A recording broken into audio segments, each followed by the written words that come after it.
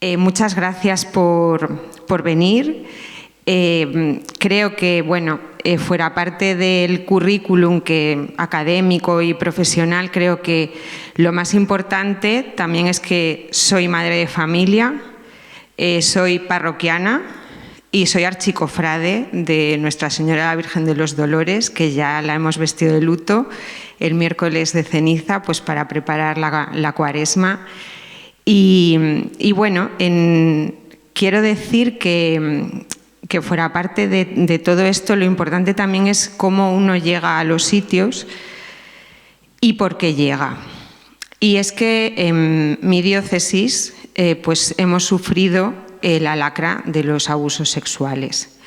La delegación de Astorga se crea en el mes de febrero del 2019, días antes de que el Papa Francisco convocara a todos los presidentes de las conferencias episcopales del mundo y superiores generales de congregaciones a unas jornadas de trabajo y de reflexión sobre el tema de los abusos sexuales en la Iglesia Universal. Recordaréis, os voy a tutear, recordaréis pues lo que pasó en el año 2001, cuando The Boston Globe destapó pues, un escandalazo en la archidiócesis de Boston.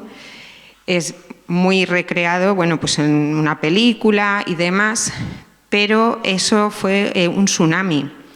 O sea, lo que parecía que era en Estados Unidos y que era una cosa muy grande, porque allí es todo muy grande, pues resulta que afectaba a la Iglesia Universal y afectaba también pues, a una diócesis pequeña, en población, grande en extensión, pero yo vengo de la España requete vaciada, una diócesis que ha sufrido esto. Entonces, don Juan Antonio Menéndez, el entonces obispo, fallecido el 15 de mayo del 2019, yo solamente pude trabajar unos pocos meses con él, pues crea una delegación episcopal de protección de menores y acompañamiento a las víctimas, porque teníamos que no solamente dar una respuesta a las personas que habían puesto denuncias, sino que había que trabajar en la prevención y en que esto no volviera a ocurrir. Es verdad que el riesgo cero no existe, pero hoy sabemos mucho más. Hoy ya podemos hablar de establecer mapas de riesgos y conocemos factores de protección, porque ahí sí que la literatura científica nos da muchas claves y entonces ya estamos trabajando en otra línea. Yo llego por casualidad. Realmente, yo soy perito, como han dicho en la presentación, y yo colaboro en el Tribunal Eclesiástico desde hace muchos años como perito en Derecho Matrimonial Canónico. El tema penal a mí me era totalmente ajeno. Es más, yo no era consciente de que el derecho canónico también tenía parte penal, pero yo no soy jurista y menos canonista, pero me lo he tenido que estudiar también. Entonces, la cuestión es que yo llego por un compromiso y vosotros estáis aquí también por un compromiso. Y llegados a este punto, yo quiero poner en valor vuestro trabajo, antes de nada. Vosotros sois fundamentales. Yo hoy no estaría aquí si no hubiera sido por tener buenos profesores, no solamente de religión, sino de matemáticas, de lengua, de sociales, de todo. Sois fundamentales en la educación integral de los niños, niñas y adolescentes a los que acompañáis en un lugar en el que para algunos niños el único lugar seguro es el colegio. Es el único lugar en el que saben lo que va a pasar en cada momento. Y en muchas ocasiones es en el único lugar donde encuentran a alguien que les escuche. Porque incluso esos niños que parece que tienen familias estructuradas y que son muy funcionales, muchos de esos niños están siendo víctimas de diferentes tipos de maltrato, porque la sobreprotección y la negligencia es maltrato. Decía don Casimiro el tema de la pornografía. El tema de la pornografía es la punta del iceberg. porque tenemos nativos digitales que son huérfanos digitales, porque se les da el aparato y al mundo, a un mundo que no tiene límites. Y que eso, desde luego, hay que educarlo y acompañarlo. Lo tenéis muy difícil con las familias.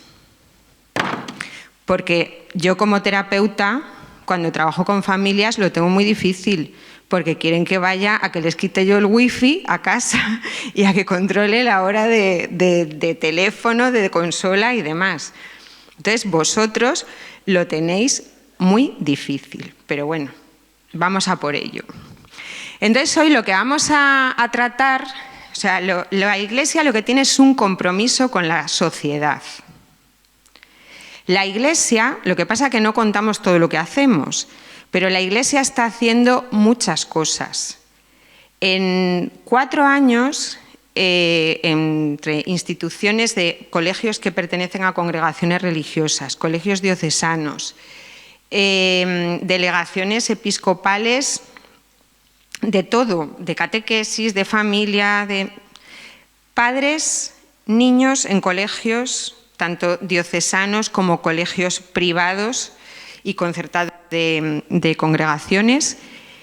Estamos elaborando la encuesta, actualizándola ahora, pero la encuesta del año pasado hablaba de más de 500.000 de personas en España que han recibido a través de la Iglesia formación de prevención y de actuación.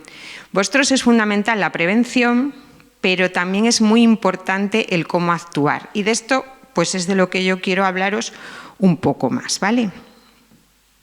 Voy a ser ágil en la presentación para dejar espacio para el diálogo, reflexiones, alguna pregunta, cuestión que queráis plantear o compartir.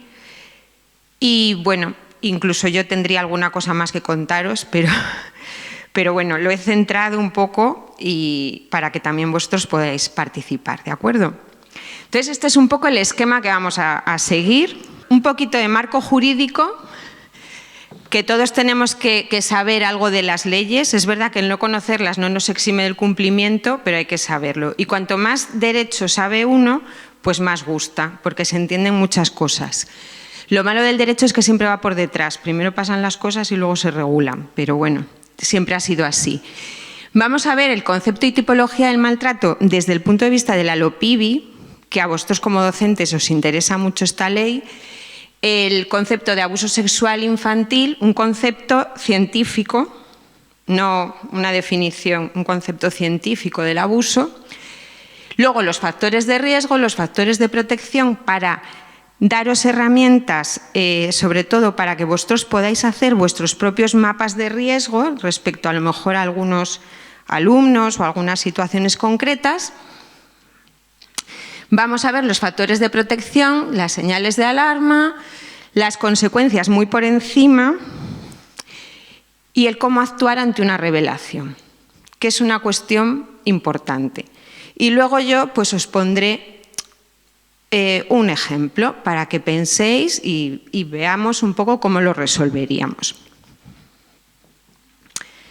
El marco jurídico. Bueno, pues hay un montón de leyes que afectan a los menores, tanto a nivel internacional como a nivel nacional. Es verdad que en España, bueno, aparte de los derechos del niño, muchos de los que estamos aquí hemos sido niños sin derechos reconocidos. Los teníamos y nos han cuidado, pero realmente hasta el año 89 no hay una declaración internacional de los derechos del niño y España no lo ratifica hasta el año 90. Y hasta el año 99 España no implanta determinadas medidas que son obligatorias hasta que la ONU nos dio el tirón de orejas. O sea que esto es muy, muy moderno y muy nuevo. Entonces tenemos la Ley de Protección Integral frente a la violencia, la ley jurídica del menor, la responsabilidad penal de los menores, que todas estas leyes orgánicas lo que supone es que no solamente afectan a lo que se refiere la norma en sí, sino que suponen modificaciones en otras leyes. Por ejemplo, la Ley Orgánica de Protección Integral a la Infancia y la Adolescencia ha supuesto la modificación del Código Penal, la modificación de la Ley de Protección Jurídica del Menor, la Ley de Entornos Digitales y Redes Sociales, que en España ahora se ponen muy estupendos, pero cuando Europa ha dicho que los menores no pueden tener redes sociales hasta los 16 años, la legislación española lo que dice es que a los 14 sí pueden tenerla. Entonces, ahora queremos prohibir. Yo estoy totalmente de acuerdo con don Casimiro en que el camino no es prohibir, el camino es educar. Y educar primero a los educadores. Y los educadores principales somos los padres, los primeros. Ya los niños os tienen que llegar al cole ya educaditos y luego ya hay que continuar. Pero claro, sí, es que parece que lo haga el profesor y todo, y el psiquiatra, cuando un niño tiene tratamiento, ¿no? Pues el colegio que se implique, ¿no? Y tenéis que estar para todo. Entonces, sin recursos, porque no os dan ni un enfermero para que dé la medicación, o sea, hay una serie de cosas que son muy importantes y que hay que tener en cuenta. Entonces, las leyes orgánicas suponen una modificación de otras leyes. Luego está la reforma del sistema de protección y la reforma del Código Civil. Es verdad que también luego hay otras reformas relativas a los menores en el Código Civil. Por ejemplo, en el año de 2017 se modificó el artículo 156 del Código Civil, que es un artículo que nos afecta a los profesionales de la intervención en la salud física y mental. Porque aquellos niños que estén en un conflicto familiar y haya medidas judiciales o haya una intervención de los servicios sociales simplemente por una cuestión de violencia, pues pueden ser asistidos psicológicamente o médicamente sin el consentimiento de ambos progenitores. Entonces, bueno, hay muchas leyes. Esto os voy a dejar la presentación para que os la envíen o la suban a la página de la diócesis y que la podáis compartir, ¿vale? Y así podéis consultar lo que preciséis. La ley orgánica de la LOPIBI es una ley que realmente es muy buena, pero no se está desarrollando como debería ser porque no hay presupuestos para poder desarrollarla. Sin embargo, es cierto que toda esta legislación va muy en sintonía con los protocolos que tenemos en las diócesis. Y hay que decir que los primeros protocolos son anteriores al 2021. Claro, los protocolos están basados en ya determinadas prácticas que se estaban haciendo de entornos seguros, por ejemplo, en el ámbito deportivo, que ha habido también muchos problemas, como sabéis, y también en algunos países que iban por delante nuestro, porque en América, en la parte americana hispanohablante, pues hay países que nos llevaban un poco la delantera y ahí nos hemos basado. Entonces, hay la LOPIBI, si la leéis, pues es una ley que habla de muchas cosas, pero lo primero que habla es de promocionar la cultura de buenos tratos, basado en 4 puntos: en la sensibilización, en la formación en parentalidad positiva, que no es decirle al niño que sí a todo, sino ser padres responsables y maduros, vestirnos de padres los padres. Yo una vez escuché a una psicóloga decir, empezó la conferencia, es necesario que los padres se revistan de padres. Y dices, pues sí, porque si somos amigos de nuestros hijos, los dejamos huérfanos. Y eso es lo que está pasando en muchas ocasiones. Que haya también una formación específica de los profesionales sanitarios, las fuerzas y cuerpos de seguridad del Estado, los servicios sociales y todas las personas, docentes también, que estén en relación. Que es un poco lo que estamos haciendo aquí, pero nosotros cumpliendo con un mandato de la Iglesia. Y la formación a la infancia sobre violencia, que también lo estamos haciendo desde la Iglesia, dando formación a los niños y niñas, pues sobre todo en los entornos educativos, de forma concreta o de forma transversal, pues en diferentes asignaturas. Por otro lado, hay una serie de normas y directrices que son incuestionables y que hay que cumplir. La más importante quizás sea la creación de protocolos de atención y planes de convivencia para los buenos tratos. Que esto es verdad que ya se venía practicando, pero había centros que si podían pasar de ello, pues pasaban. No sé si en la Comunidad Valenciana, como tenemos 17 sistemas educativos, pues no sé qué pasa en la Comunidad Valenciana, pero desde luego en Castilla y León había, digamos que provincias, porque eso dependía un poco de la Dirección General de Educación.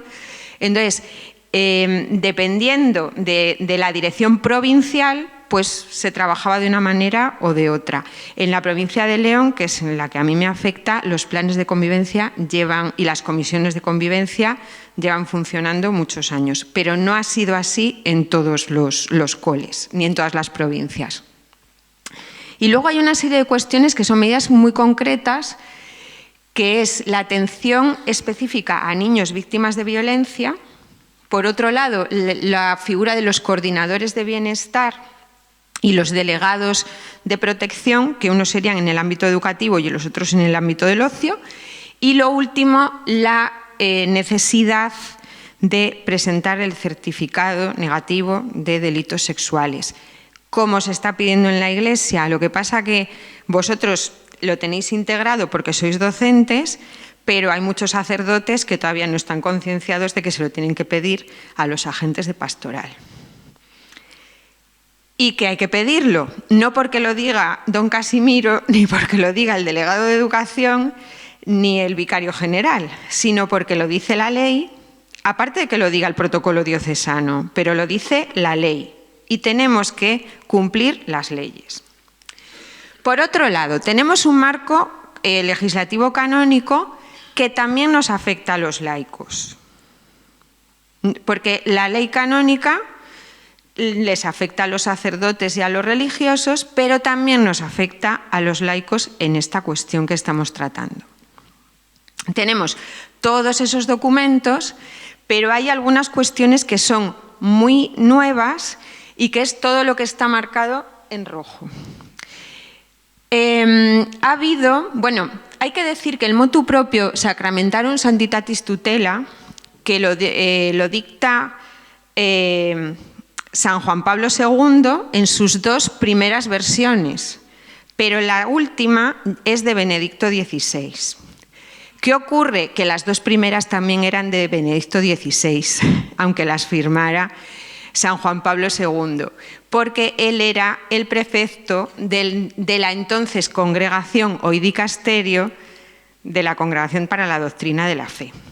Entonces, realmente, siempre se dice, el Papa Francisco es el Papa que ha luchado contra los abusos, yo diría de una forma más visible, pero desde luego el que tenía la sensibilidad y el que empezó a trabajar en esta línea fue Joseph Ratzinger.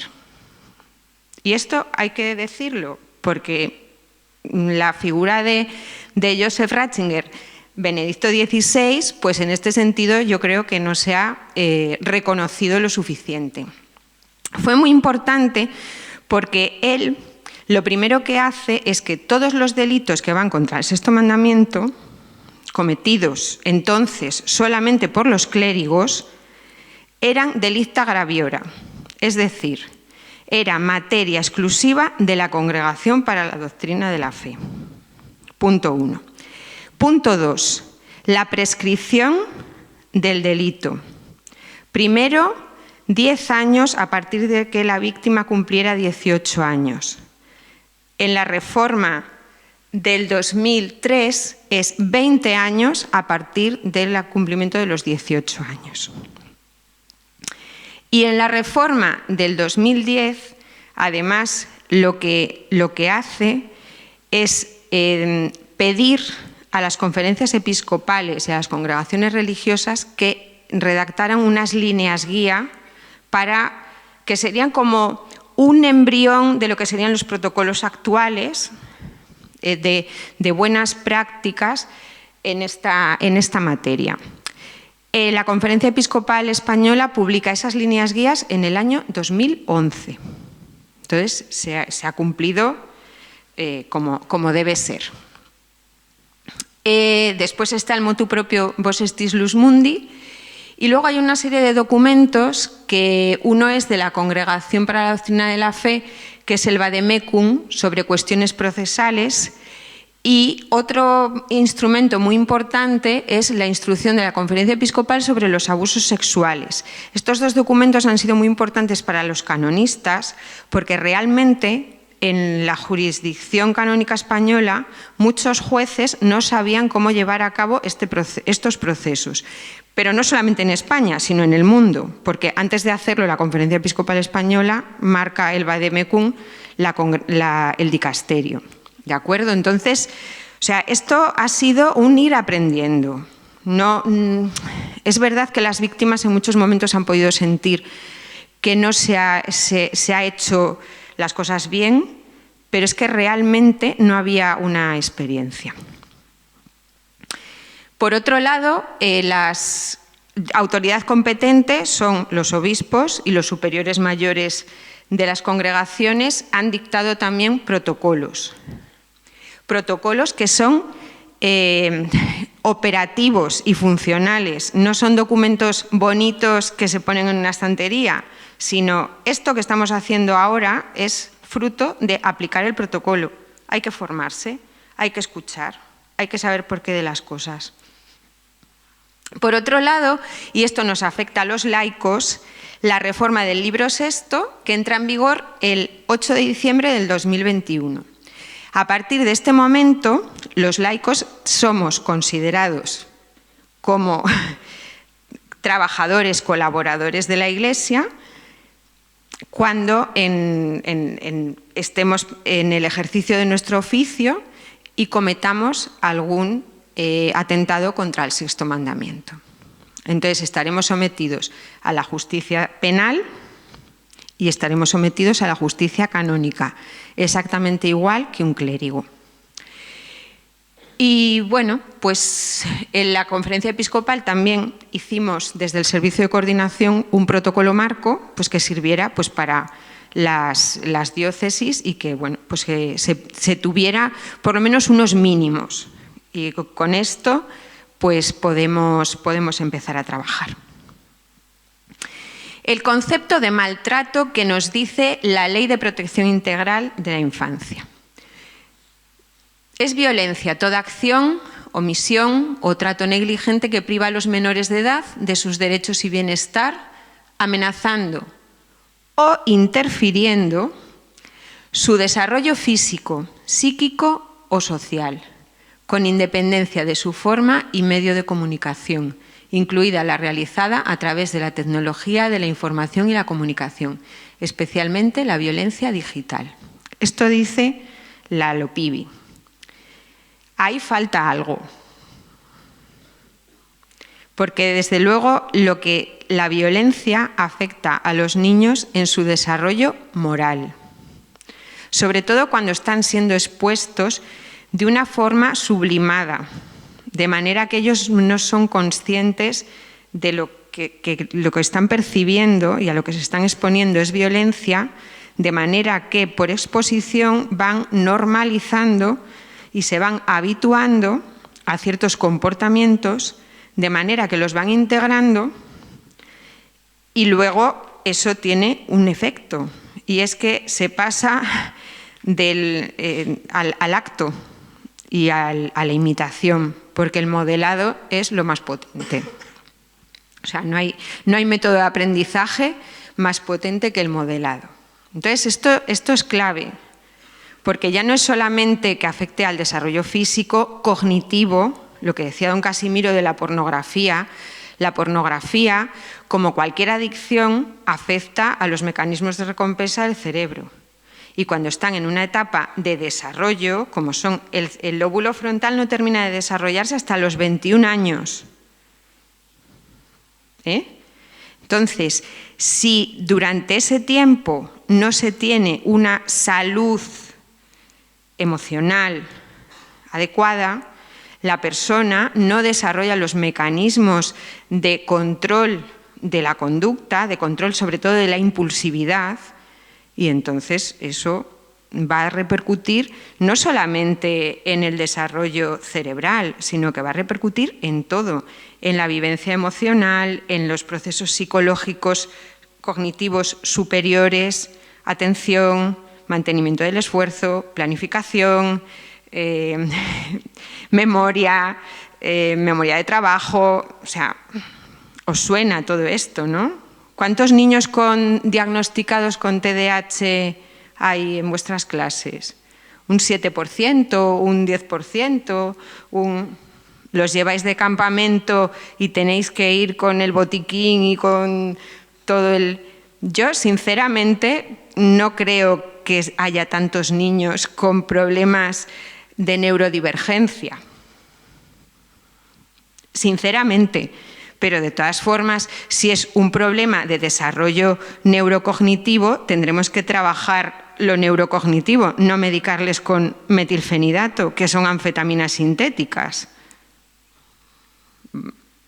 Pero claro, esto requiere otro tipo de trabajo. Entonces, el desarrollo moral. El concepto y la tipología del maltrato, según la ley. Es violencia, maltrato físico, psicológico o emocional, castigos físicos humillantes y denigrantes, cuidado o trato negligente, amenazas, injurias y calumnias, la explotación, violencia sexual, corrupción, pornografía infantil, prostitución, acoso escolar, acoso sexual, ciberacoso, violencia de género, mutilación genital, trata, matrimonio forzado, acceso no solicitado a pornografía, extorsión sexual, difusión de datos privados. Todo eso es maltrato. Claro, algunas veces los niños mismos maltratan a iguales a través de todos estos medios o de algunos de ellos. Cuando pasa eso, si son menores de 14 años, ¿qué ocurre? Que son inimputables. ¿Qué hacemos con ellos? Como docentes, tenéis muy pocas herramientas para poder hacer algo. Porque no va a haber ni siquiera un procedimiento en la Fiscalía donde a lo mejor se llega a alguna medida educativa, pero quizás sea externa al centro educativo, con lo cual vosotros quedáis totalmente fuera del control. Más cosas. El concepto de abuso sexual infantil según la Asociación Americana de Psiquiatría. Los psicólogos y psiquiatras de todo el mundo utilizamos dos herramientas para diagnosticar. Una es de la Organización Mundial de la Salud y otra es de la Asociación Americana de Psiquiatría, que es la que más utilizamos, que es un libro azul con letras también amarillas que os sonará, que es el DSM, que es el Manual Estadístico y de Diagnóstico, que ya vamos por la versión 5 revisada. Entonces, lo que nos dice el APA es que cualquier tipo de actividad sexual con un niño que esté destinada a proporcionar una satisfacción sexual a uno de los padres, un cuidador o cualquier otro individuo que tenga alguna responsabilidad sobre el niño, es abuso sexual. Los abusos sexuales incluyen actividades tales como caricias, penetración, incesto, violación, bueno, todas estas cosas. También incluye el abuso sexual como explotación del niño sin necesidad de contacto por parte de un progenitor o cuidador, por ejemplo, obligando, engañando, atrayendo, amenazando o presionando al niño para que participe en actos de satisfacción sexual a terceros sin contacto físico directo entre él y su agresor. Es una definición muy farragosa, poco operativa. No nos sirve para, en un momento determinado, también saber qué tipo de abuso se está produciendo, porque no todos los abusos son iguales. y como no son iguales, no van a tener las mismas consecuencias en el bienestar y en el desarrollo del menor. Entonces vamos a concretarlo de una forma más operativa. La agresión sexual, bueno, pues va contra la libertad y la indemnidad sexual del menor, utilizando violencia e intimidación. Y se convierte en violación cuando hay acceso carnal, por cualquier vía y medio. Esto es muy importante. A nivel legal, ahora todo es violación, ¿vale? Pero evidentemente, a la hora de valorar el daño que puede tener una víctima, no es lo mismo que sea una violación desde el punto de vista psicológico, ¿de acuerdo? No nos vamos a meter en el derecho, en el concepto penal. No es lo mismo. Igual que no es lo mismo que sea una cosa circunstancial a que sea una cosa habitual, a ser víctima de un o una victimario o victimaria, o ser víctima de varios. No es lo mismo. Porque hay gente que ha sido víctima primero en su casa, luego en el colegio y luego en otros ámbitos.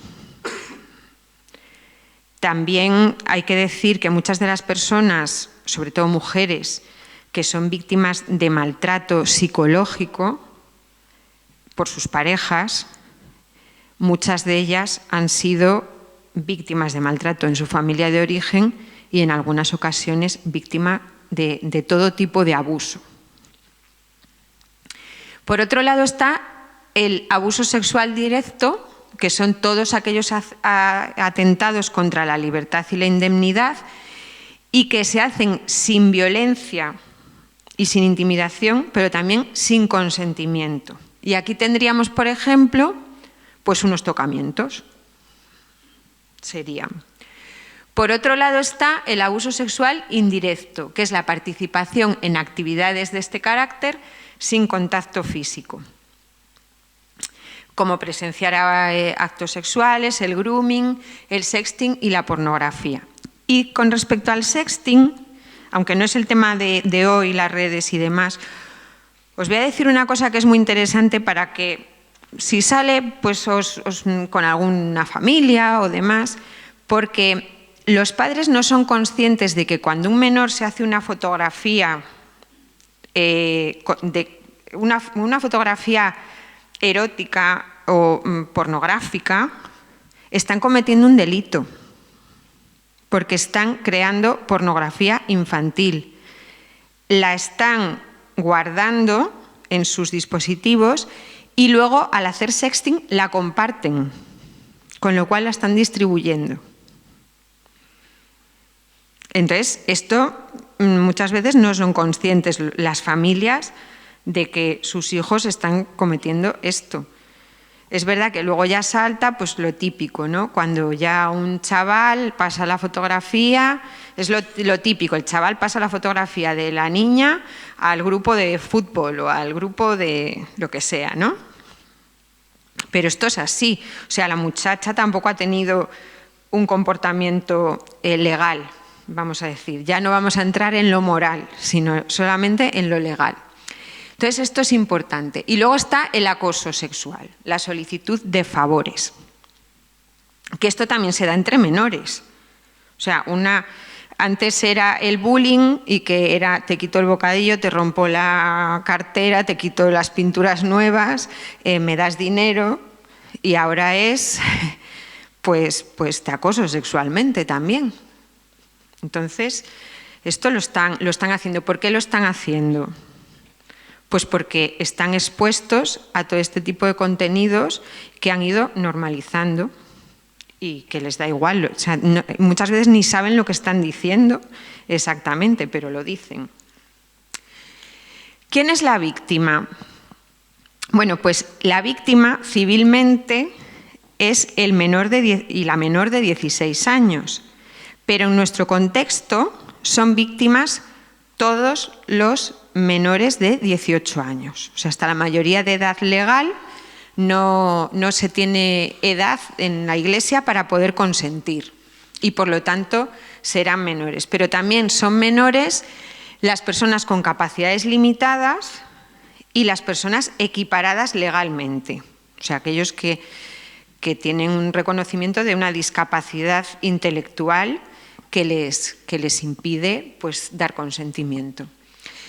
Y por otro lado, que es la parte que nos toca a nosotros, son niños, niñas y adolescentes que no tienen una educación sexual, que tienen carencias afectivas, que tienen una baja asertividad y autoestima, que no son capaces de resolver conflictos, de decir que no, de comunicar lo que les está pasando por vergüenza, por culpa, porque muchas veces creen que son los responsables de lo que les está pasando.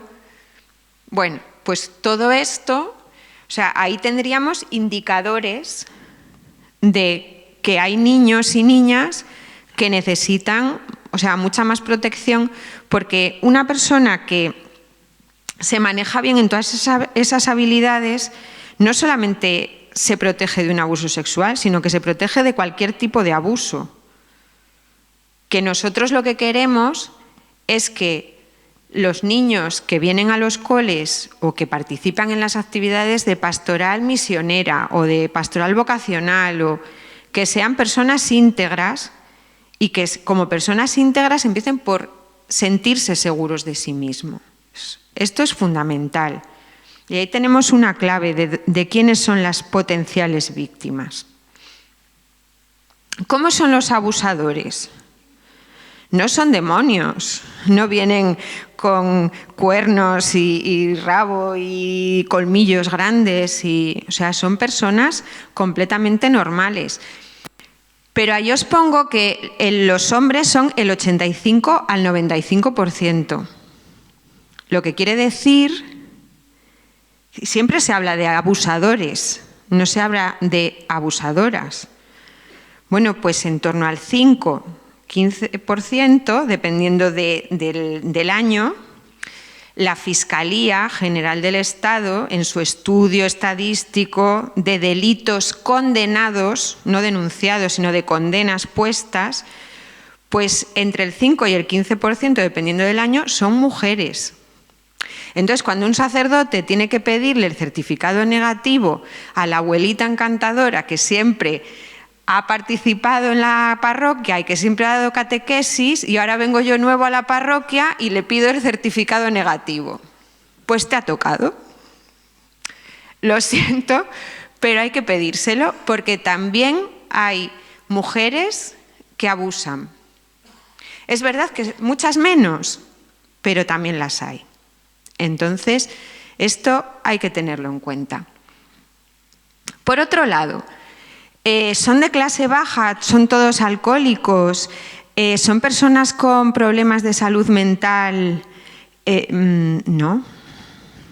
Son de toda condición, que parece que solamente son sacerdotes, son de toda condición, son personas que no tienen patología mental, sí tienen rasgos de unas disfunciones psicológicas relacionadas, pues, con la empatía, con el reconocimiento de culpa, con el ego, o sea, yo no quiero hablar de narcisistas, psicópatas y tal, porque el narcisismo son una serie de rasgos, la psicopatía va con una serie de rasgos y no todos los psicópatas tienen los mismos.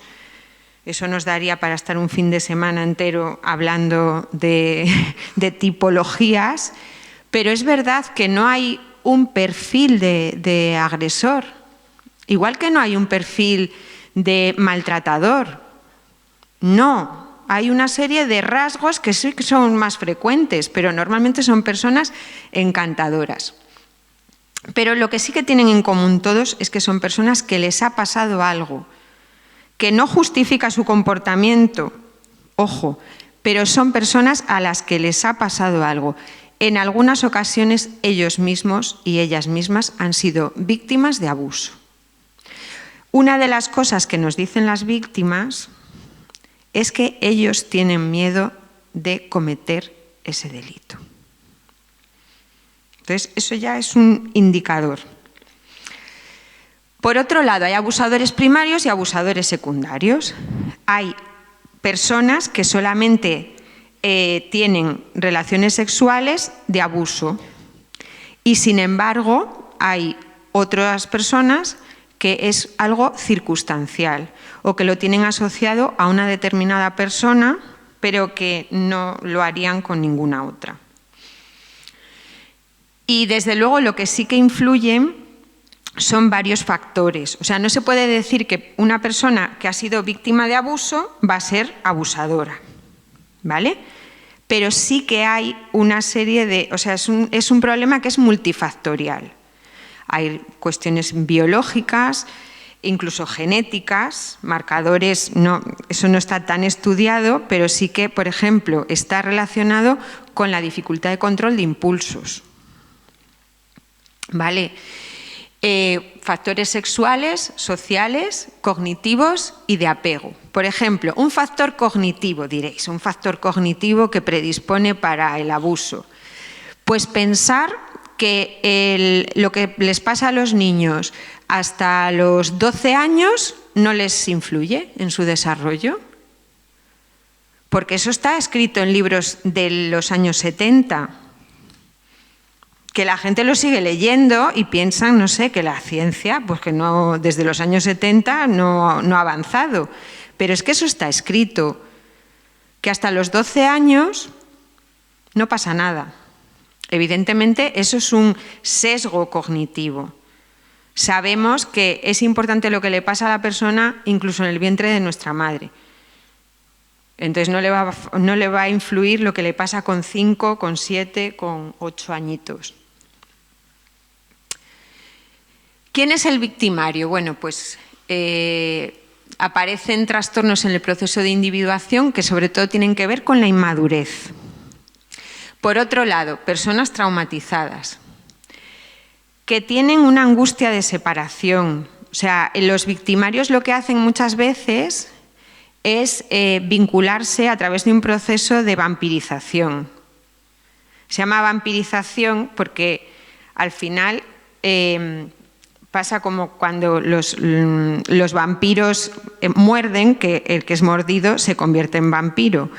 Pues es el proceso de vampirización en lo que consistiría, es una metáfora, ¿no? Lo entendemos como una metáfora. Es que a la persona que está siendo abusada la va metiendo en ese proceso y en esa dinámica de manera que lo hace copartícipe de ese abuso y corresponsabilizándole, aparte de imponerle el secreto. Una cosa que les tenéis que enseñar a los niños es a no guardar secretos.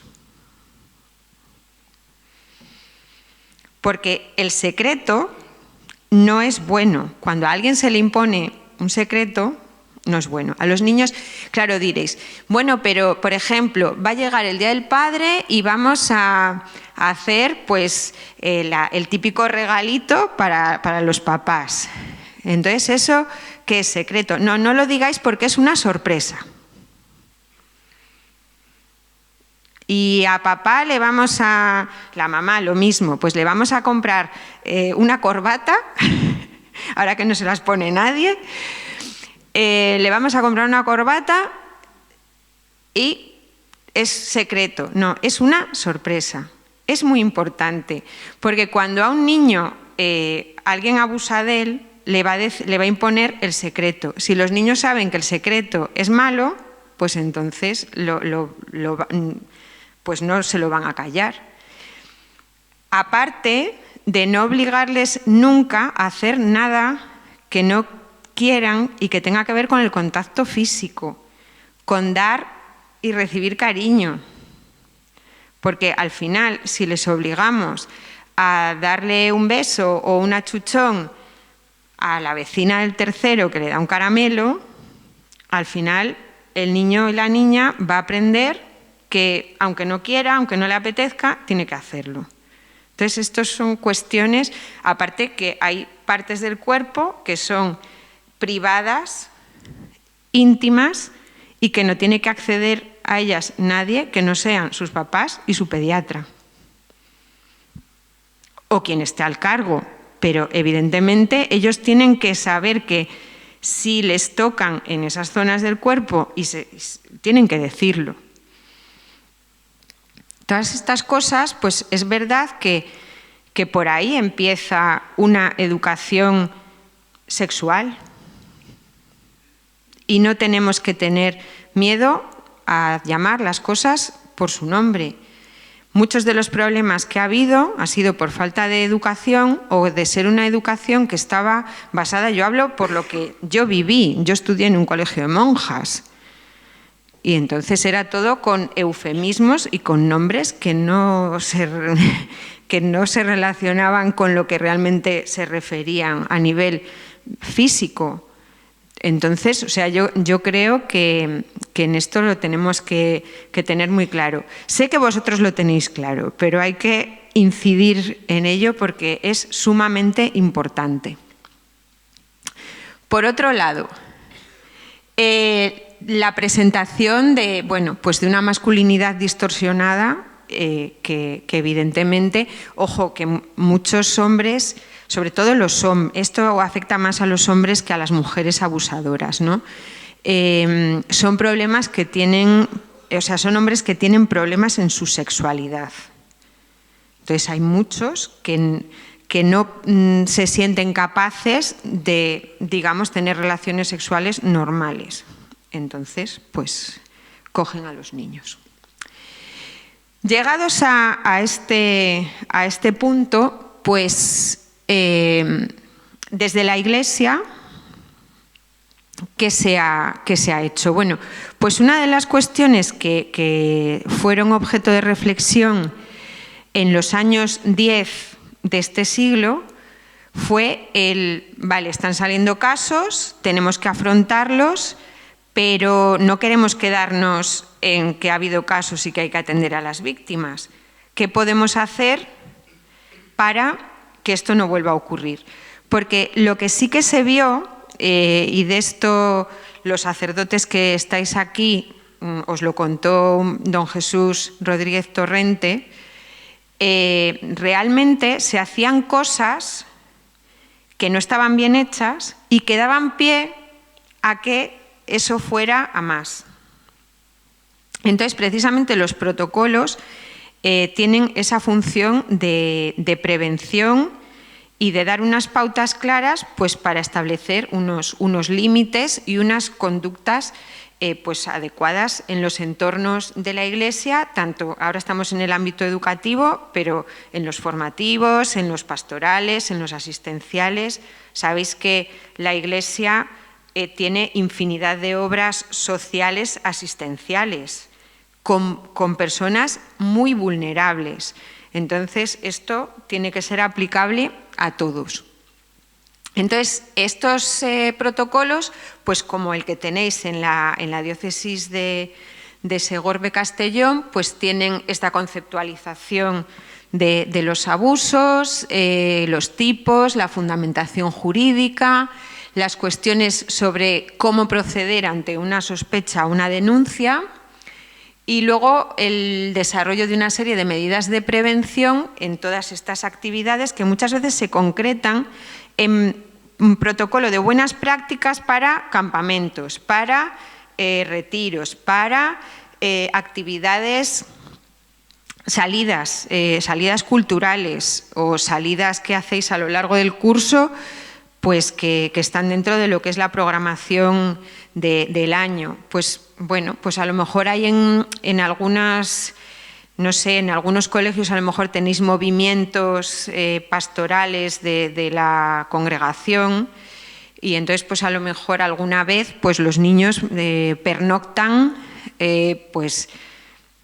por ejemplo, mi hijo pequeño va a Escolapias y va a IUES, que es el movimiento Juventudes Escolapias. Entonces tienen una actividad todos los meses Y 2 de esas actividades son con pernocta. Claro, se lo pasan bárbaro y demás, pero claro, en esas actividades pues los monitores tienen, digamos, unas prácticas ya muy cuidadas pues para evitar no solamente los riesgos con los mayores, sino entre ellos también establecer ciertos controles. Entonces, esto es interesante y también que cuando se incorpora gente nueva a las actividades, pues se les dé una pequeña formación o una gran formación, dependiendo de la responsabilidad que vayan a tener en cuenta que un menor nunca puede ser responsable de otros menores, siempre puede ser corresponsable con un adulto y se van entrenando y es fantástico, pero un menor no puede ser responsable y todo esto pues tiene que ir acompañado de, aparte de la formación específica del puesto que van a hacer, tienen que ir también con una formación en este ámbito de entornos seguros.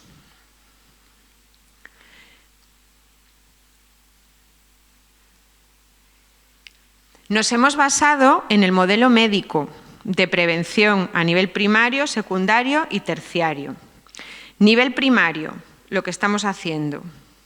Y también estamos haciendo un nivel secundario, porque como estamos hablando de factores de riesgo y de protección, que vamos a ver ahora, estamos ya mentalizándonos y nos estamos predisponiendo pues, para ser capaces de detectar riesgos y no esperar a que pase nada, sino yo detecto un riesgo, pongo el mecanismo de protección. O sea, si por ejemplo veo que hay un grupito, no lo vamos a llevar al ámbito de la sexualidad, vamos a llevarlo al ámbito de quiero hacerme mayor. Y le he cogido tabaco a mi padre, que es lo típico, ¿no? Le he cogido tabaco a mi padre. Entonces, se van a los servicios y tú observas que 3 días seguidos, 3 chavales o 3 chavalas se van al baño. Pues hombre, un día, vale, 2 días ya empiezas a mosquearte, el tercero te pones ahí en la puerta, ¿vais a entrar? ¿Qué lleváis en los bolsillos? Bueno, en los protocolos de cuando hay un plan de protección personal porque hay un riesgo de autolesiones o de suicidio, hay que tener, por lo menos en Castilla y León, hay que tener el permiso de los padres para revisar las mochilas. Supongo que aquí igual. Así que a lo mejor lo de revisarlos, enséñame lo que tienes, a lo mejor no nos lo enseñan. Pero debemos hacerlo, aun a riesgo de que nos digan que no. Y por supuesto que entren de uno en uno. Y decir, voy a entrar, en cuanto salgas voy a entrar a revisar. O sea, tenemos que estar ojo a visor. ¿De acuerdo? Diréis, anda, que esta hora nos pone de policías, hacemos de profesores, de psicólogos, de enfermeros, de apagafuegos y además ahora tenemos que ser policías. Pues es lo que tiene. Pero lo entendemos. Y luego, cuando ha pasado algo, estaríamos en el nivel terciario. La Iglesia, en el nivel terciario, no incluye solo a las víctimas, sino que también estamos trabajando por cuidar a los victimarios. La Iglesia es madre y no puede dejar a sus hijos huérfanos, solos y desvalidos. Y entonces también estamos trabajando en este sentido.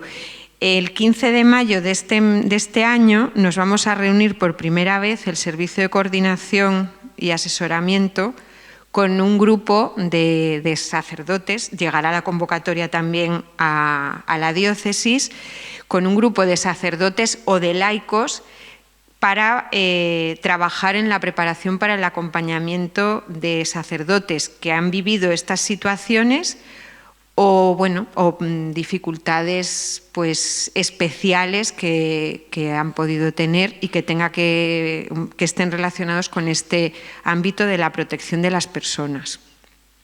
Así que tenemos que ser conscientes de que igual que cuando hay un problema de convivencia en un cole se trabaja con agresores, o sea, con la víctima y con los agresores y con los observadores, no los dejéis de lado a los observadores, pues aquí tenemos que hacer lo mismo. Tenemos también que trabajar con quien ha cometido el delito y pecado. O sea, nosotros estamos hablando de dos daños. ¿Cuáles son los elementos? Pues el primero, la selección del personal. No nos vale cualquiera para todo lo que tenemos que hacer. Entonces, pues tiene que haber una formación y se tiene que seleccionar a las personas que no solamente que firmen un compromiso de que van a hacer las cosas bien, que van a cumplir, que se van a formar, sino que realmente sean personas comprometidas. ¿Qué quiere decir eso? Pues fieles al Evangelio. Si nosotros tendríamos que hacer muy pocos protocolos. Lo que pasa que tenemos que concretar las cosas, pero realmente el protocolo principal lo tenemos en el haced lo que Él os diga, que era en otro contexto muy diferente, pero si escucháramos a Jesús, pues desde luego ahí tendríamos todo el protocolo. Por otro lado, pues los códigos de conducta y las guías de buenas prácticas que están basadas en estos valores de trato igualitario y respetuoso, de comunicación bidireccional, de cuidado de la lengua verbal y no verbal, el minimizar situaciones de riesgo. O sea, insisto, el riesgo cero, pues no vamos a llegar a él, pero si conocemos los factores de riesgo podremos intervenir y minimizaremos las situaciones y el daño que se pueda producir. El fomento de la seguridad y la autonomía de los menores, y esto, los que estéis trabajando con los niños más pequeños, es fundamental con las familias, porque tenemos unos niños que están sobreprotegidos. Y desde luego eso les impide su desarrollo integral, pero les pone en riesgo, porque cuanto más necesitados estén de la ayuda de los adultos, más vulnerables van a ser, en todos los sentidos. Por otro lado, tenemos que colaborar en red, trabajar en red.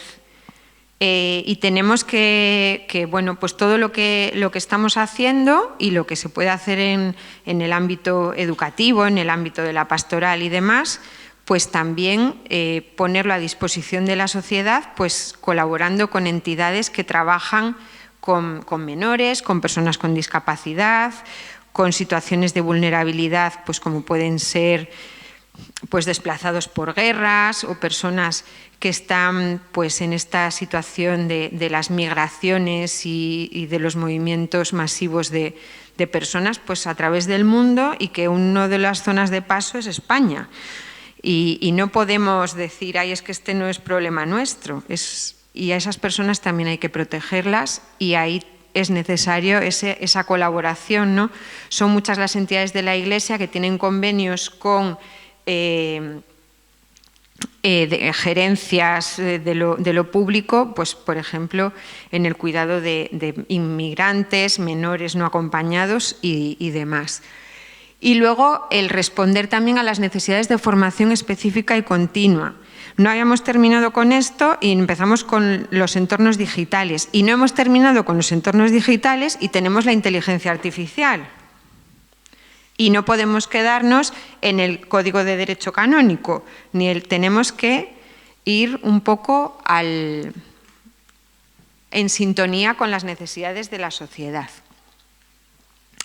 Factores de riesgo. A ver, los tenemos ahí súper resumidos, porque si nos metiéramos con los factores de riesgo a desgranarlos, necesitaríamos pues, un seminario de fin de semana. Se trata de que los tengáis para luego poder poder investigar. Si necesitáis más información sobre lo que sea, a través de lo que es el servicio de coordinación, está la dirección en la página de la Conferencia Episcopal y podéis contactar conmigo. O sea, si necesitáis más material de lo que sea, aparte que hay una página que es para dar luz, en donde están todos los protocolos de todas las diócesis de España, están todos los materiales de las jornadas que hemos tenido. Ahí tenéis para leer, para estudiar, para compartir, o sea, tenéis un montón de materiales para descargar y para trabajar con ellos. Entonces, con respecto a las características de la víctima, serían el género, la edad, el estado cognitivo y emocional del menor. A ver, tienen más riesgo las niñas de entre 12 y 15 años que cualquier otro. Y en cuanto a las características cognitivas y emocionales, pues yo os diría que ahora mismo el mayor riesgo está en lo emocional. Esta cultura de las redes sociales a lo que está llevándoles es a tener una dependencia de un reconocimiento social, del like, del corazoncito, de todo esto, que al final la vulnerabilidad cognitiva desde el punto de vista nuestro objetivo sería determinante, pero os digo que lo que determina realmente ahora es el aspecto emocional. Por otra parte, las características de la familia. Esto es fundamental. Mirad, del historiográfico que podemos tener de los abusos que se han podido hacer los procesos canónicos, y porque muchos de los, como sabéis, pues muchos de los abusos que se cometieron civilmente no han tenido recorrido porque estaban prescritos. Sin embargo, en la Iglesia sí que se han investigado y sí que se han tomado medidas.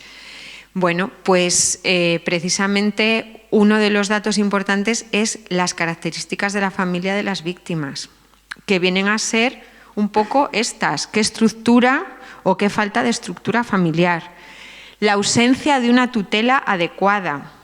O sea, esto es como la imagen típica de la madre que tiene que trabajar muchas horas, estar muchas horas fuera de casa, pues porque es una familia monoparental, que toda la responsabilidad carga sobre ella y que tiene que dejar los hijos a cargo de quien le puede ayudar.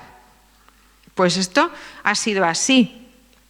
Por otro lado, factores sociales que rodean a la familia. O sea, la delincuencia, los temas de embarazo, problemas de salud mental.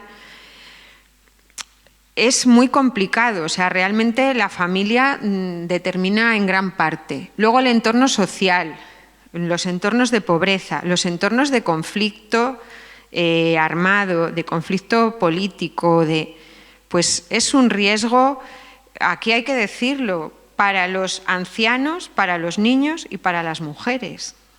No solamente en el ámbito sexual, sino en el ámbito integral, en todos los aspectos de la persona. En esos ambientes, los que más tienen que perder son los que son más vulnerables en esas situaciones. Y por otro lado, los entornos donde hay prostitución y trabajo forzado. Desgraciadamente, los niños también son víctimas de todo esto. Y ojo, da igual que el delito se cometa aquí que se cometa fuera de España. O sea, si un ciudadano español hace turismo sexual en Tailandia, pues va a tener que pagarlo. Entonces, estas cuestiones... Claro, yo con respecto al tema de la pornografía, permitidme el inciso, yo cuando tengo que trabajar ese tema en consulta, porque hay muchos adultos y muchas adultas adictos a la pornografía, yo muchas veces empiezo por el tema moral, porque cuando una persona visualiza esos contenidos, está siendo cómplice de una serie de delitos de trata, de delitos contra la salud pública, porque esas personas son sometidos a todo tipo de drogas, operaciones quirúrgicas, unas preparaciones que les tienen que hacer para poder rodar todo eso, que es tremendo. Y al final la persona que está visualizando eso está siendo cómplice de todos esos delitos. Entonces, esto es una cuestión que es moral y que realmente mucha gente no se para a pensarlo. Lo mismo cuando tratamos a personas que consumen pornografía infantil. O sea, ahí doblemente el delito, pero muchas veces es que no son conscientes de que, aparte de que ahí hay un riesgo de ser un agresor, porque les llamamos agresores online, pasar a ser un agresor offline, que hay que valorar ese riesgo que hay de que una persona que consume ese tipo de contenidos pase a la acción, pero es que aparte, o sea, es que estás siendo cómplice de unos delitos, no uno, sino varios. Entonces, estas cuestiones, pues yo creo que nosotros también como católicos, ¿no?, las tenemos que interiorizar y que, bueno, pues en la medida de lo posible también tenemos que comunicarlo. Nuestra obligación también es que todo esto no se quede aquí, sino que podamos difundirlo.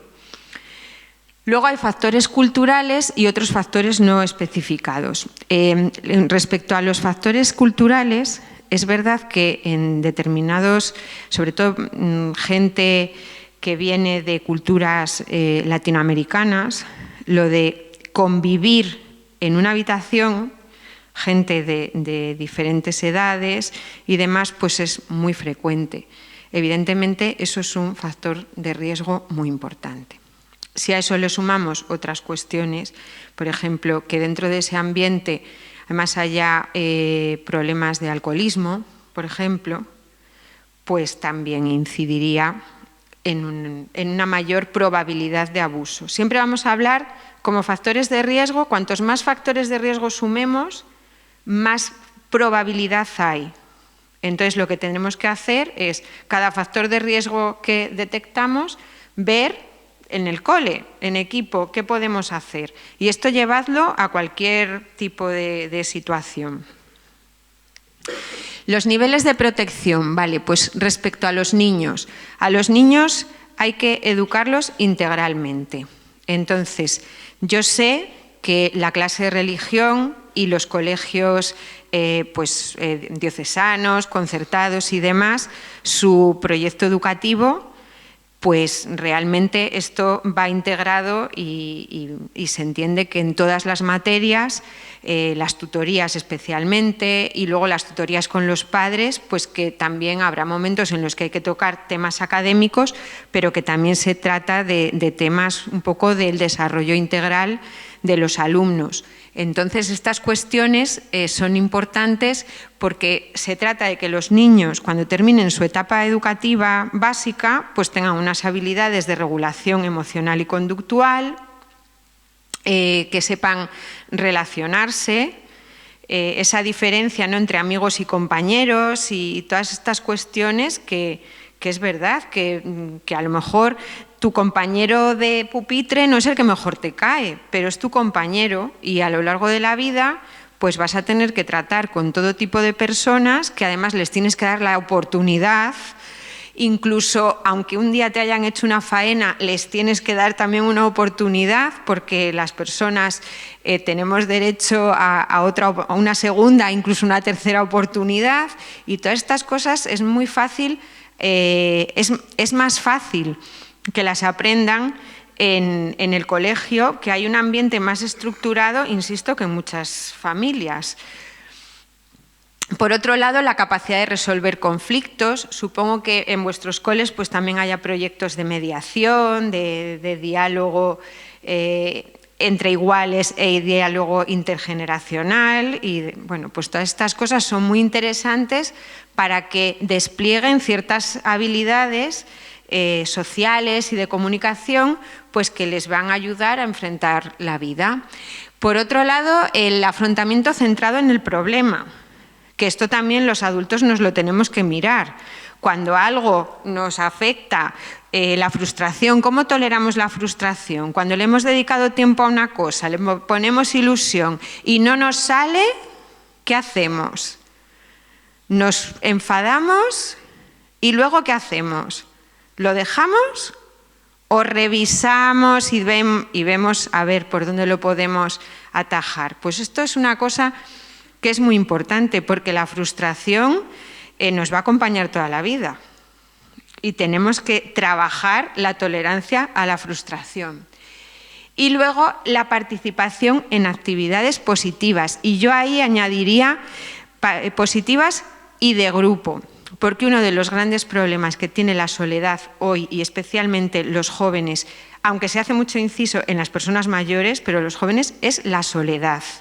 Entonces, el aprender en el entorno escolar a compartir con los demás y a salir de esta zona de comodidad, ¿no? De, bueno, yo hago las cosas solo. La mayoría de los chicos y chicas que son muy trabajadores y muy listos prefieren trabajar solos, no quieren trabajar en grupo ni locos. Entonces dices, bueno, si tú vienes con una programación intelectual fantástica, pero eres nulo socialmente, pues entonces métete, no sé, a investigar en un laboratorio y ya está, porque no vas a poder gestionar ni liderar ningún proyecto en el que tengas que trabajar con otros. Por otro lado, los padres. Claro, los profesores también tenéis que educar a los padres. Entonces, ¿qué cuestiones son importantes con los padres? Si os van a una escuela de padres, fenomenal. Yo esto mañana también lo voy a trabajar con los agentes de pastoral, las escuelas de padres. A mí me vino muy bien con mi hija mayor, con los pequeños ya no ha habido escuela de padres. Pero bueno, competencias parentales para no convertir la parentalidad positiva en una parentalidad negligente, sobre todo por omisión de cuestiones importantes. Desarrollar habilidades y herramientas, incluyendo la educación sexual. Los padres siguen evitando hablar de sexo con sus hijos y les está educando el primer amigo que ha accedido al porno. Entonces luego se ven en jaleos increíbles, incluso judiciales, porque intentan replicar lo que ven en la pornografía, no conocen cosas básicas, pues como es la respuesta sexual de un varón y de una mujer, porque queremos que sepan teología del cuerpo, pero si no saben biología y fisiología, entonces, ¿cómo los vamos a formar en teología del cuerpo? Es imposible. Entonces, esto es fundamental. O sea, luego pasan cosas que son bárbaras, que no me voy a parar ahora en describirlas porque no viene a cuento. Tratar también el bienestar de los padres y cuidadores. Y claro, diréis, también tenemos que cuidar a los padres. ¿Y quién nos cuida a nosotros? Pues aquí hay que hablar con el delegado de educación y que os haga unas jornadas de cuidado del profesorado. Pero es verdad que algunas veces de lo que se trata es de que les digáis a los padres, oye, mira, lo mejor es que, mira, muchas veces nos empeñamos en hacer muchísimas cosas y hay momentos en la vida en los que tenemos que parar un poquito y dejar un espacio. Entonces, yo no quiero que os dediquéis al cuidado de los padres más que en ese aspecto, ¿no? Sobre todo cuando os den la oportunidad de hacerlo, cuando se abran y cuando se pueda. porque evidentemente esto no se puede hacer siempre. Luego la comunidad. La escuela es una comunidad. Entonces, el entorno escolar es un espacio también de aprendizaje para competencias personales, sociales, de autoprotección, de lo que comentábamos, ¿no? De asertividad, de también aprender a ser resilientes, que esta palabra, como se hizo un plan de resiliencia del gobierno, pues nos la han fastidiado a los psicólogos, pero realmente, o sea, la palabra resiliencia es una palabra llena de contenido y de fuerza, porque realmente ante las dificultades es la capacidad que tenemos de investigar, a ver cuáles son nuestros recursos, nuestras habilidades, de qué somos capaces, incluso no siendo capaces solos de pedir ayuda, que es una habilidad social básica, pedir y ofrecer ayuda. Entonces, todas estas cuestiones son importantes y los niños tienen que ir pues aprendiéndolas desde chiquitines pues para bueno, pues ir creciendo en ellas, igual que van creciendo en todo lo demás, pues también en esas capacidades. Y luego el darles una vida estable.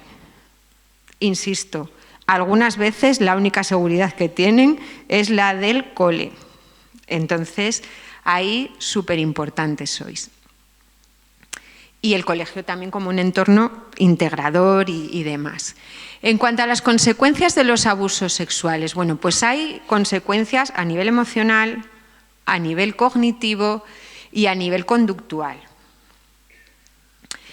¿Cuáles son las emocionales? Bueno, pues las emocionales van desde los trastornos afectivos, de la depresión, de la ansiedad, trastorno del sueño, de alimentación, la disrupción en el comportamiento que sería una conductual, el bajo rendimiento escolar, todo el tema del... Fijaos, yo os decía antes lo del TDAH. Vamos a ver. Es que esto es de psicología básica. Ahora tampoco se estudia psicología básica en psicología. Como antes era licenciatura y ahora es grado, pues ahora ya no tenemos. Pero vamos a ver, si tenemos el organismo en modo de alarma, en modo alerta, con la rama simpática del sistema nervioso hiperactivado, la atención no puede funcionar. Entonces, claro, os digo esto. Claro, es que hay muchos niños atentos. ¿Son víctimas de abusos sexuales? No, lo más seguro que ese indicador sea más bien por las pantallas, por la falta de sueño, por la falta de una alimentación adecuada. Es muy importante la alimentación en la infancia porque hay muchos alimentos que tienen componentes que son precursores de determinadas hormonas que son necesarias para el sueño y para el crecimiento.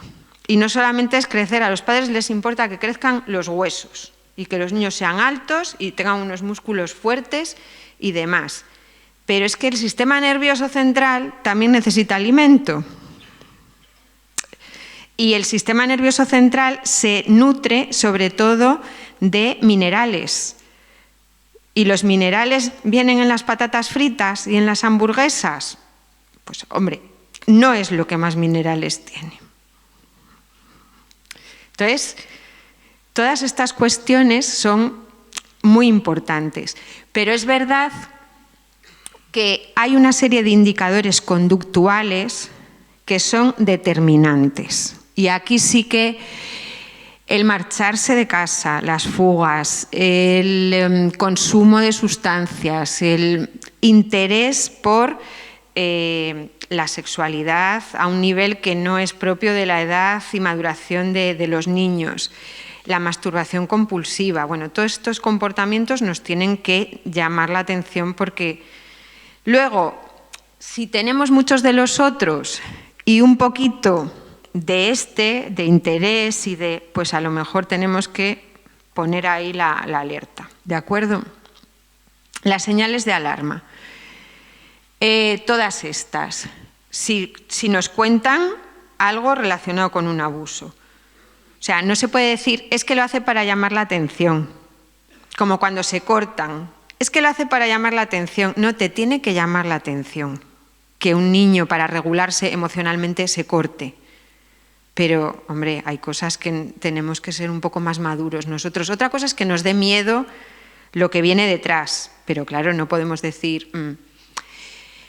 Si tienen interés, expresiones, comportamientos o conocimientos que no son propios de la edad. Si tienen regalos o dinero o que no tienen que tener. Si se retraen en el contacto con adultos, si se parentalizan con respecto a sus hermanos menores. Esto es fundamental. Daos cuenta que el abuso sexual infantil, donde más se produce, no es en el colegio, es en casa. Entonces, el que protejan a sus hermanos es muy frecuente. Diría que se da en todos los casos en los que hay hermanos. Por otro lado, los cambios en los hábitos de higiene, tanto por exceso como por defecto. Suele ser más por exceso, pero también puede ser por defecto como una conducta de protección para oler mal y no resultar atractivos. ¿De acuerdo? Problemas emocionales, problemas académicos, autolesiones, problemas de conducta alimentaria, trastornos del sueño, todas estas cosas. Y si nos enteramos de que ha pasado algo, si somos... ¿Cuántos tutores hay aquí? Pues tenéis bastante probabilidad de que en algún momento alguien os revele algo. No quiero decir que a los otros no, que a lo mejor podéis ser coordinadores de convivencia sin ser, o podéis ser persona de referencia, pues porque a lo mejor tenéis otra función en el colegio, pues por ejemplo, trabajar en el grupo de pastoral, pero es verdad que los tutores, por estadística, es más probable que os toque. ¿Qué hacemos? Decís, a mí que no me toque. Bueno, a ver, aparte de que hay que seguir los protocolos que tenga establecida la Comunidad Valenciana, que eso es... Por cierto, tenéis un protocolo que es de la comunidad de autolesiones y prevención de conducta suicida, buenísimo, que nos estamos basando nosotros en trabajar para los colegios diocesanos y es fantástico, os lo recomiendo que trasteéis en la página porque hay mucho material y muchos recursos para aprender y lo tenéis en el cole, Todas estas cuestiones están en los colegios, sobre todo los que tenéis secundaria y bachillerato, pues ahí está. ¿Qué hacemos?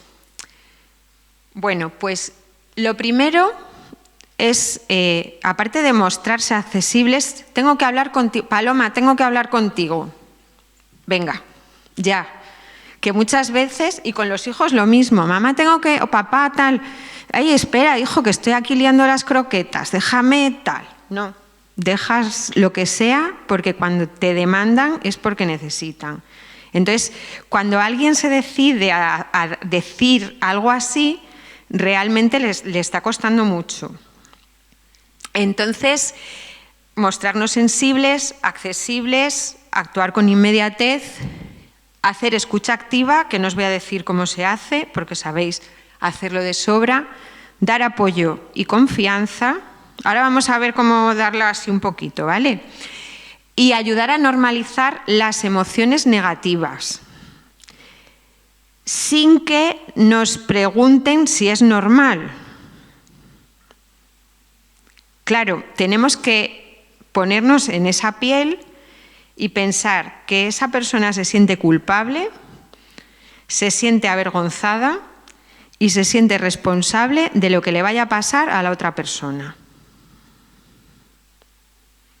Culpable por lo que ha pasado, avergonzada y responsable de lo que vaya a pasar. ¿Vale? Esto es muy importante, porque esas tres emociones de culpa, vergüenza y miedo hay que normalizarlas sin que lo hayan verbalizado. Y esto es clave, porque uno de los miedos que tienen es que no se les crea, porque realmente lo que van a decir es increíble. No entra en una mente normal lo que van a decir. Entonces, el confío en ti es fundamental. Te creo, confío en ti. Y les podemos preguntar, ¿tú confías en mí? Ya está confiando pero ese refuerzo, ¿no? Es muy importante. Has hecho bien en contarlo. Las cosas que nos hacen sentir mal hay que decirlas. Esto es preventivo también, ¿eh? Las cosas que nos hacen sentir mal hay que decirlas. Y el voy a ayudarte. Claro, el voy a ayudarte trae el no se lo digas a nadie. Ahora vamos a ver lo que tenemos que hacer con eso, porque lo que sí tenemos que hacer siempre es decir la verdad. O sea, somos una persona de confianza que nos está haciendo una revelación y tenemos que seguir siendo confiables en todo momento. Entonces, la mentira no cabe y no vamos a poder decir lo que no sabemos, ni vamos a poder decir algo contrario a lo que vamos a hacer. Lo que no debemos hacer es pedir detalles y tampoco valorar la verosimilitud. No es nuestro problema la verosimilitud de lo que nos están contando. Tenemos que ser siempre sinceros diciéndole, cuando nos pidan que no se lo contemos a nadie, diciendo que lo que vamos a hacer, vamos a comunicárselo a la persona que te puede o personas que te pueden ayudar. Porque lo primero es protegerte, dar seguridad. Lo primero es protegerte. Después lo que tendremos que hacer es recoger por escrito todo lo que nos hayan contado, informar a la familia, a las fuerzas y cuerpos de seguridad del Estado o a los servicios sociales o a la Fiscalía. A ver, cuando el problema viene del entorno familiar, ¿qué es lo que tenemos que hacer?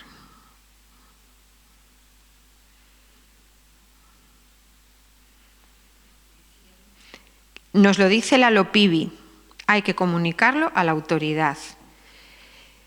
Yo siempre recomiendo que sea a la Fiscalía, porque la Fiscalía yo siempre recomiendo, no lo recomiendo yo porque sea yo la que se lo ha inventado, ¿no? Sino porque realmente tiene una lógica y es que la Fiscalía es quien tiene todas las herramientas de movilizar los medios que sean necesarios. Entonces, el fiscal o la fiscal va a ser quien pida a la policía que haga pues todas las pesquisas que tenga que hacer, que va a pedir la valoración a servicios sociales, que va a pedir la valoración a sanidad y demás. Hombre, en los casos más graves en los que realmente hay un daño físico, lo primero es asegurar a la menor y ya yendo a un centro de salud o a los servicios de urgencias de un hospital, ya Sanidad pone en marcha todo el protocolo, que lo que va a hacer es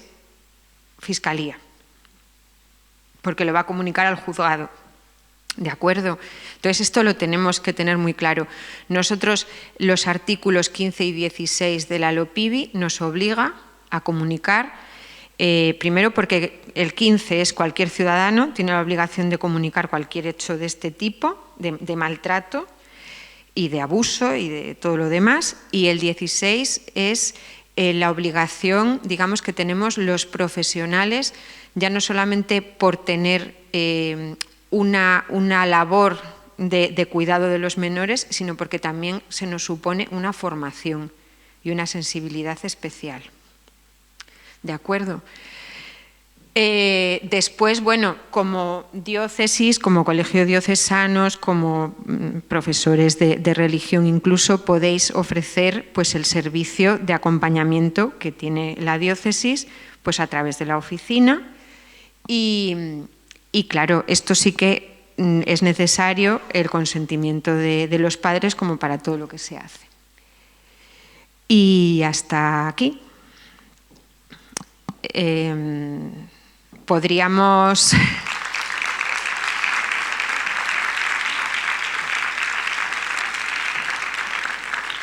Si tenéis alguna pregunta, alguna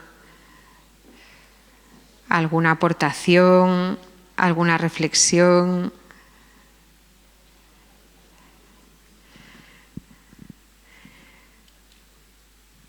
Si no tenéis nada, os cuento una cosa y os dejo marchar. Esto podéis buscarlo, que de verdad que lo que os voy a contar es verdad y no es surrealista. Hay un movimiento a favor de la pederastia.